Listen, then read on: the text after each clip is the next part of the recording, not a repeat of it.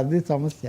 Sir sir దర్శకుడు రాజమౌళి రామ్ చరణ్ ఏంటది RRR 2 NTR అదే సారీ రాజమౌళి ఎన్టీఆర్ రామ్ చరణ్ వాళ్ళిద్దరు రామ్ చరణ్ ఎన్టీఆర్ అందులో చేశారు RRRలో.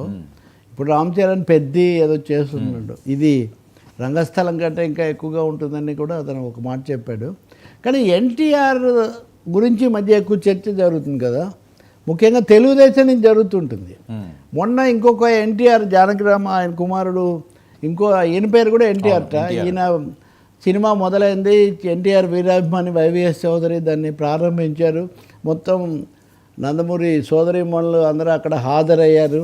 ఆ సమయంలో ఎవరెవరు రామారావు వారసులు ఇలాంటి చర్చ కొంత జరిగింది.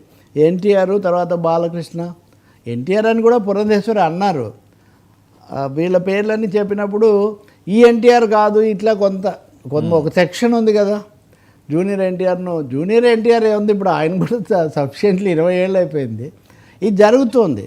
కానీ ఈ సమయంలో ఇంట్రెస్టింగ్ వార్త ఏమొచ్చిందంటే ఎన్టీఆర్తో రాజమౌళి మళ్ళీ వాళ్ళ కాంబినేషన్లో ఒక సినిమా తయారవుతుంది. ఆ సినిమా పేరే నేను సోషల్ మీడియాలో చూసిందే made in India. Made in India అంటే ఇది దాదాసాహెబ్ ఫాల్కే కథ. భారతదేశ సినిమా రంగానికి పితామహుడిగా పరిగణించే దాదాసాహెబ్ ఫాల్కే బయోపిక్ను ఎన్టీఆర్తో తీస్తారు, దాదాపు ఖాయమైందని. ఇక రాజమౌళి ఈ సినిమా తీయటం, భారతదేశ సినిమా ఖ్యాతిని ప్రపంచానికి చెప్పాడని పేరున్నటువంటి రాజమౌళి నిర్మాతగా ఉంటారు. ఆయన ఇప్పుడు ఉదాహరణకు రాజమౌళి మొదటి సినిమా స్టూడెంట్ నెంబర్, దానికి నిర్మాత ఎవరు? రాఘవేంద్ర, దర్శకుడు రాజమౌళి. సో ఇప్పుడు ఆ స్థితికి ఈయన వచ్చారు. నిన్నే రాఘవేంద్రరావు తన 75వ ఇదే చేసుకున్నాడు వాస్తవంగా. అప్పుడు కూడా ఆయన రాజమౌళిని చాలా ప్రేమగా తలుచుకుంటున్నాను, నన్ను గర్వంగా నిలబెట్టాడు ఆయన. రాజమౌళి మీకు ఇష్టమైన నటు ఎవరంటే వితౌట్ ఏ మినిట్ ఎన్టీఆర్ అని చెప్తాడు ఆయన ఫస్ట్, తర్వాత డార్లింగ్ ప్రభాస్. ఇది సీక్వెన్స్ కదా. ఇప్పుడు ఎన్టీఆర్తో రాజమౌళి ప్రాజెక్టు ప్రారంభిస్తున్నాడు అన్నది మీడియాలో బాగా చక్కర్లు కొడుతుంది. అది దాదాసాహెబ్ ఫాల్కే అవ్వటము. మూడో విషయం మీరు చూస్తే వర్మ అందరూ ఒక అంశం ఒప్పుకోడు. ఈరోజు ఉదయం గారు సినిమా మిత్రుడితో మాట్లాడుతుంటే చెప్తున్నాడు, సరే మేమంతా 4 దర్శకులకు బాగా రుణపడి ఉంటాం. ఒకరు రాజమౌళి, ఇంకొకరు సుకుమారు, ఇంకొకరు అనురాగ్ కశ్యప్, ఇంకొక ఆయన వంగ సందీప్ రెడ్డి. ఓకే, తెలుగు సినిమా అన్నదాన్ని పాన్ ఇండియా సినిమాగా మార్చి వీళ్ళు చేసిన కథలు వీటి వల్ల అందరూ చెప్పుకుంటున్నా వసూళ్ళు బాగా విపరీతంగా పెరిగిన పరిస్థితి వచ్చింది అని. అంటే నేను ఆ సమయంలో ఈ వార్త కనబడుతుంది. ఇప్పుడు దాదాసాహెబ్ ఫాల్కే అని ఆయన భారతీయ సినిమాకు సంబంధించిన ఇంకా భారీ ఎత్తున ఉంటే అది ఎలా ఉంటుంది ఏంటి అవన్నీ చాలా ఆసక్తికరమైన అంశాలు. ఇంకా వాళ్ళ నుంచి పూర్తిగా రావాలి. కానీ హింట్ అయితే ఇస్తున్నారు ఈ మధ్య రాజమౌళి. ఆయన అనేక సినిమాలను ఆయన ప్రోత్సహిస్తూ ఉంటారు. యాక్చువల్ నిర్మాతగా లేకపోయినా, దర్శకుడిగా ఉండకపోయినా ఆయన ఒక దర్శకుడిగా ఒక సినిమాకే చాలా సమయం తీసుకుంటారు కదా. కాబట్టి ఈ ఎక్స్పెక్టేషన్స్. ఇంకోటి ఏమో ఎన్టీఆర్ మీద రకరకాల కథనాలు వస్తున్నప్పుడు రాజమౌళి తనతో మళ్ళీ ఒక ప్రాజెక్టు రాజమౌళి ఆధ్వర్యంలో రావటం, అది కూడా ఇలాంటి ఒక ప్రతిష్టాత్మకమైన ప్రాజెక్ట్ కావటం.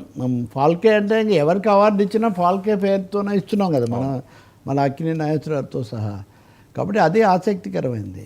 బై సినిమాగా పవన్ కళ్యాణ్ హరిహర వీరమల్లు దాదాపు ప్యాకప్ చేశారు. ఆ సినిమా అయిపోయింది.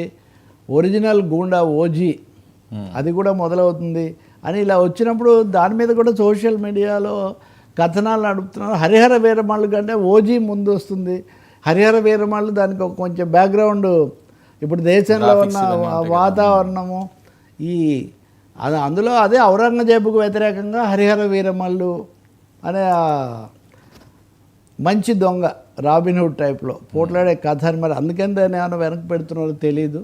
ఈ మధ్యలో ఉస్తాద్ భగత్ సింగ్ కూడా వస్తాడని హరీష్ శంకర్ ఆయన కూడా కదలికలు చూపిస్తున్నాడని. కాబట్టి పవన్ కళ్యాణ్ సినీ పర్వం కొంచెం అటువైపు వెళ్ళే ఇది కూడా కనిపిస్తుంది. As you know Rajamouli as it ఈజ్గా మహేష్ బాబుతో ఆ సినిమా షూటింగ్ అది కూడా నడుస్తుంది. ఈ మధ్య ఎవరో మిత్రుడు మన స్టూడియోకి కూడా వచ్చారు, త్రివిక్రమ్ శ్రీనివాస్ అల్లు అర్జున్తో చేయబోయే కథ, దానికి సన్నాహాలు, అది కూడా ఒక విధమైన కొంచెం పౌరాణిక టచ్ లేకపోతే కుదరదన్న వాతావరణం వచ్చేది చిత్ర పరిశ్రమలో. ఇది చాలా ఆసక్తికరమైన విషయం అన్నమాట. సో ఇవన్నీ టాప్ లెవెల్లో జరుగుతున్న కొన్ని కథలు. సార్ రేవంత్ రెడ్డి దాడి, అలాగే రేవంత్ దాడి, హరీష్